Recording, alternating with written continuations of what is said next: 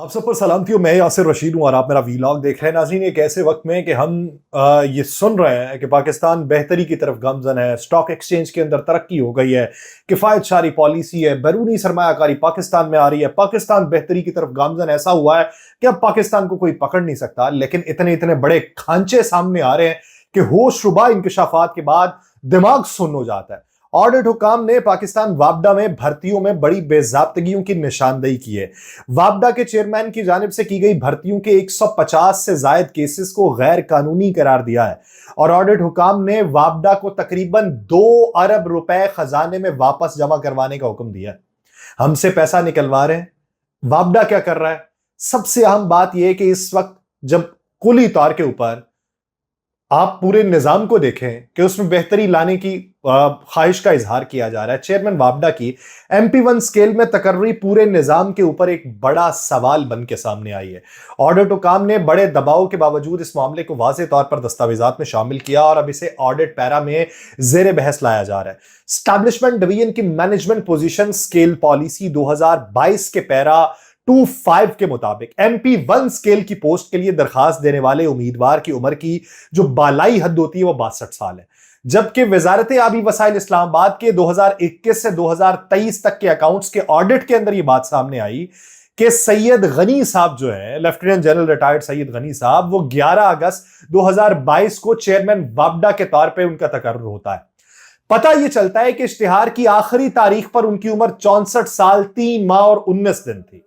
Management position scales policy 2020 के मुताबिक MP1 post के लिए ज्यादा से ज्यादा उम्र की हद 62 साल है, जो दरखास्तों के जमा कराने की आखिरी तारीख पर शुमार की जाती है। यानी मिसाल के तौर पे बालाई हद जो सुप्रीम कोर्ट के जज की लगाई हुई है 65 साल ही रहेगी चीफ जस्टिस की। अगर उससे ज्यादा हो जाए तो क्या होगा? इसी तरीके से 20 फरवरी 2023 को 65 साल की उम्र को वो पहुंच गए और ऑडिट में यह मौक़िफ़ इख्तियार किया गया कि चेयरमैन वापडा की तकर्री हुकूमत के कवानीन और तरीकाकार की खिलाफ वर्जी है, क्योंकि MP स्केल्स पॉलिसी 2020 के तहत मुकर्रा उम्र की हद तक मुशाहिदा नहीं किया गया, जिसकी वजह से माली साल 2022-23 तक चेयरमैन वापडा की तकर्री बेजाब्तगी पर मबनी थी और ऑडिट हुकाम ने अगस्त 2023 में यह मामला वापडा इंतजामिया के सामने उठाया।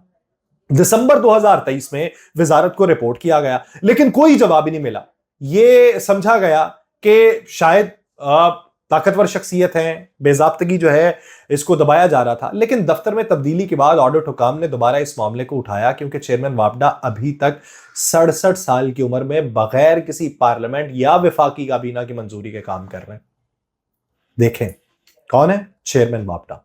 चेयरमैन वापडा के PSO GM HR की तकर्रियां भी ऑडिट के दायरा कार के अंदर नहीं आती, जिन्हें गैर कानूनी करार दिया गया। उस रिपोर्ट में ये इंकशाफात हुए हैं कि मुतल्लिका अफराद को लाखों रुपए खजाने में जमा करवाने का हुक्म दिया गया। अगर तो ये गलत बात है तो वो इसकी तरदीद कर सकते हैं, और अगर हकायक हैं तो फिर हुकूमत पाकिस्तान इसकी तायीद कर दे या तरदीद कर दे।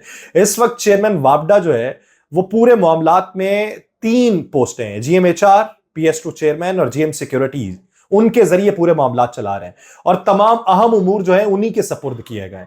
अगरचे वापडा के पास इन ओहदों के लिए अपने लोग मौजूद हैं, लेकिन चेयरमैन ने अपनी गिरफ्त को मजबूत रखने के लिए सिविलियन और बाकायदा अमले को नजरअंदाज करके तकरीबन पूरा वापडा जो है वो अपने साथ माजी के अंदर उनके मातहत काम करने वालों के हवाले कर दिया, जब ऑडिट हुकाम के ज़ेरे निगरानी।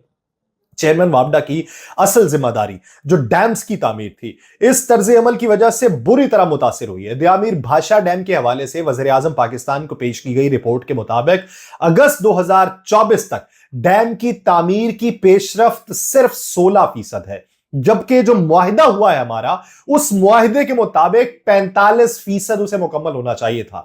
और ये जो ताखीर है ये डैम की लागत में अरबों रुपए के इजाफे का बाइस बन रही है। डैम की लागत का PC1 तकरीबन 1350 अरब रुपए तक पहुंच चुका है, जो मौजूदा लागत 480 अरब रुपए से ज्यादा है। यह लागत मजीद बढ़ने का भी इम्कान है, क्योंकि मौजूदा पेशरफ 20% से भी कम है। दासू डैम प्रोजेक्ट पे चीनी इंजीनियर्स के खिलाफ 2 हमलों के बाद काम मुअत्तल है, क्योंकि जरगे के फैसले पे अमल नहीं हो सका था। वापडा के जमीनी अमले के मुताबिक चेयरमैन वापडा का फैसला जमीनी हकाइक से बिल्कुल मुख्तलिफ था, जिसके नतीजे में हड़तालें हुई, शाहराह कराकरम की बंदिश मामूल बन गई, जिससे ना सिर्फ दासू और दियामीर भाषा मंसूबे में ताखीर हुई, बल्कि ये बहुत से और भी सवालिया निशान छोड़ चुका है। तकरीबन तमाम मंसूबे जैसा कि मोहम्मद, दासू, K4 اپنے وقت سے اپنی تکمیل سے بہت پیچھے ہیں. نیلم جہلم پاور پلانٹ چیئرمین کے دور میں دوسری بار اپنی پیداوار کو روک چکا ہے. یہ باقاعدہ طور پہ یہ چیز تو چھپ بھی چکی ہے. یہ جو اب آپ کو بتانے والا ہوں, یہ کاچی کینال پروجیکٹ کے لیے تقریباً 6.5 ارب روپے یا 158% کی اضافی لاگت کا انکشاف ہوا ہے. یہ انکشاف اس بات کی عکاسی کرتا ہے کہ ٹیکس دہندگان کے پیسوں کو ہڑپ کرنے والے جو ہیں وہ نظام کے گٹھ جوڑ میں کتنے گہرے اور مضبوط پائے گئے. کاچی کینال پروجیکٹ کی بحالی کی لاگت کا تیسرے فریق کے ذریعے, تھرڈ پارٹی کے ذریعے جائزہ لیا گیا اور وفاقی وزیر منصوبہ بندی احسن اقبال کے حکم پر اسے کروایا گیا. یہ حکم اس وقت جاری کیا گیا جب تقریباً 2 مہینے پہلے منصوبے کی منظوری کے لیے ڈاکومنٹس پیش کیے گئے تھے, تو ان میں کہیں نہ کہیں پر بے ضابطگیوں کا شبہ ہوا. قومی احتساب بیورو یعنی نیب نے بھی تھرڈ پارٹی آڈٹ کی جانب سے نکالی گئی جو مئی کے موجودہ تناظر کے اندر جو تصدیق کی ہے, اس کے اندر یہ بات سامنے آئی ہے کہ پروجیکٹ سائٹ پہ مکمل صفائی کے دوران نکالی گئی مٹی کی صحیح مقدار پر مبنی تھی. وزارت آبی وسائل کی ایک سمری کی بنیاد پر central development working party CWP نے گزشتہ ماہ 14.7 ارب روپے مالیت کے کاچی کینال پروجیکٹ کی بحالی کو مشروط طور پر منظور کیا تھا, جو کہ 2022 کے سیلاب سے ہونے والے نقصان کی بحالی کا منصوبہ تھا. یہ منصوبہ تھرڈ پارٹی کی تصدیق کے تحت منظور کیا گیا. وزارت نے وابڈا کے فراہم کردہ معلومات کی بنیاد پر یہ سمری پیش کی. 14.7 ارب روپے سے سرکاری دستاویزات کے مطابق تعمیراتی لاگت 10.6 ارب روپے تھی. تھرڈ پارٹی نے تصدیق کی جس میں بات سامنے آئی کہ 4.1 ارب روپے سے اس کی لاگت زیادہ ہے ہی نہیں, جس سے تقریباً 6.5 ارب روپے کی اضافی لاگت کا انکشاف ہوا ہے. نیلم جہلم پروجیکٹ کی طرح کاچی کینال پروجیکٹ بھی 2022 میں اس کے آغاز سے ہی متنازع رہا. منصوبے کے مقاصد میں تبدیلی کی گئی, ناقص منصوبہ بندی دیکھنے میں آئی, نااہلی جیسے متعدد مسائل کی وجہ سے اس منصوبے کا پہلا مرحلہ جو تھا وہ 2018 کے اندر مکمل ہوا. یہ منصوبہ جو ہے یہ بلوچستان کے پسماندہ علاقوں کی زرعی ترقی اور معاشی و سماجی حالت بہتر بنانے کے لیے بنایا گیا تھا.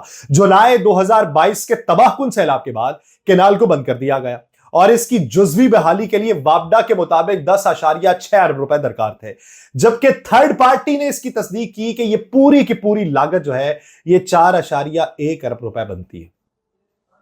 تو 6.5 ارب روپے کس کھاتے میں مانگ لیے حضور والا, کیا بنے گا اس ملک کا؟